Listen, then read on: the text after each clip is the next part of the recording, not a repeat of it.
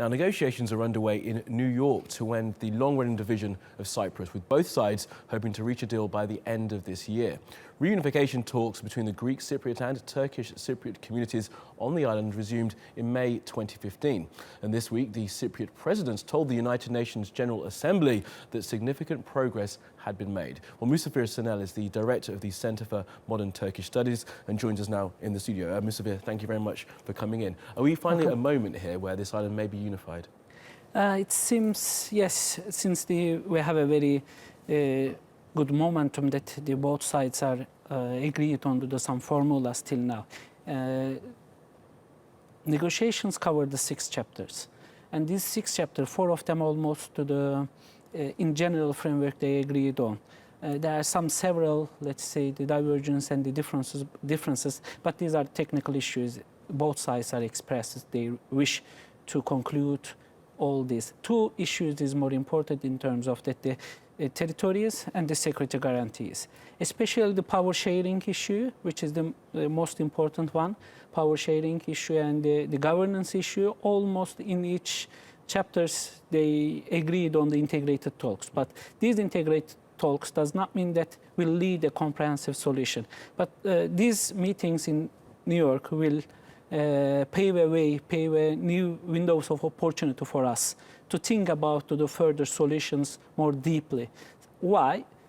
Most importantly, the first reason is that the both sides, Akıncı and Anastasia, have almost the similar outlook or the similar political will, similar political courage on the solution of the issue to create a stable island in the region. This solution will create not only a stable or order, stability for the peoples of the Cyprus, but also the region, but also the wider international community. And in 2018, we have the Greek Cypriots have the presidential elections. Before that, it should be done within 3 months. Otherwise, that it will be delayed after the 2018 period, because mid of the 1970s, that the March or April 2017, that the Greek Cypriots will focus on the presidential elections, and we will stop to talk about the peace negotiation. But this is the crucial time to work, to focus on the issue. And you mentioned some of the sticking points. Now, the territorial issue is quite an intractable situation, because that's going to mean the displacement of Turkish Cypriots, isn't it? And that's yes, going to be the problem. This is the most important point that they will discuss. As Ida, the UN Special Envoy to Cyprus, UN Secretary General Special Envoy to Cyprus, is clearly mentioned about the issues, who will financing the cost of these property issues, especially this displacement of the people. Around more than 30 billion euros, who will pay the cost. This is more important. Now it's a big question that the international community will give the support to that. EU expressed yesterday or 2 days ago, both sides meet the United Kingdom foreign minister and also the EU, let's say, foreign minister, the Mogherini, also clearly expressed that, and Germany is also clearly expressed that they are willing to support this financial issue, financial cost of the solution. Hopefully that it will, if both sides agreed on to reach a formula to a further settlement of the peace, that they will call for the first 5-party meetings, which including the Turkey, Greece, United Kingdom, and also the island communities, Turkish and the Greek Cypriots. And then maybe later on the international call for international conference for the financing of the solution.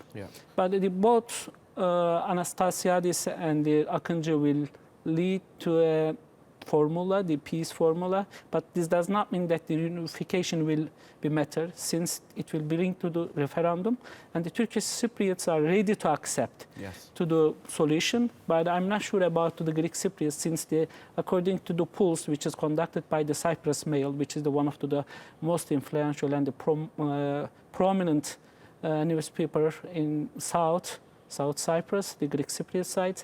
According to these polls, 60-65% of the Greek Cypriots are against the reunification. Right. And just outside of the island, this is also important for Turkey because of one of the many chapters that Turkey has to get closed to start the accession talks into the EU is the Cyprus situation, isn't it? Yes, Cyprus is one of the obstacles standing in front of Turkey. But since we have also another deal in terms of the migration, it's a bargaining on the table. But for the Cyprus issue, this is the first time that 16 months intensified talks that happened since the Akıncı was on power in 2015 May, that intensified talk without any taboo. They speak all issues on the table. Therefore, it brings to regardless of the issues, that it brings to the progress till now. It will affect the Turkish membership definitely it will affect if any solution will happen. Therefore, Ankara is very open to and clearly state that it wish to support the solution. And also about the securities, for example. Ankara is not speaking anymore about the military, let's say, guarantees. It's mostly about the political and constitutional guarantees. The key for the solution is that the empathy. The key is the empathy that the Greek Cypriots should understand the political equality of the Turkish Cypriots like in the 1960s. And Akıncı is under some pressure, isn't he, from his prime minister that he's kind of folding and taking any kind of deal on the table. Is that a real criticism, and should that be listened to? From the Turkish side? From the Turkish Cypriot side, yes, some pressure within the community that he's kind of taking a deal that just is not suitable for the community itself. Actually, what Akıncı is bringing to the table is that the wish of the Turkish Cypriots. I mean that this is the wish of Turkish Cypriots, that they want to peace, since they need to live in a peace, live in a free world, because they are living in a safe country, but not a free country, which is free in terms of the isolated from the all over. They are not using their passport. They have under the economic embargo and the travel embargo. Let's put there is no direct flight to the northern Cyprus. Yeah. That makes sense for the people to live in a freely move all over the world. Okay. Well, Muzaffer Senel, we must leave it there, but thank you very much for coming in. We hope that this might be the start of something that's going to change. Thanks. Thank you. Thank you.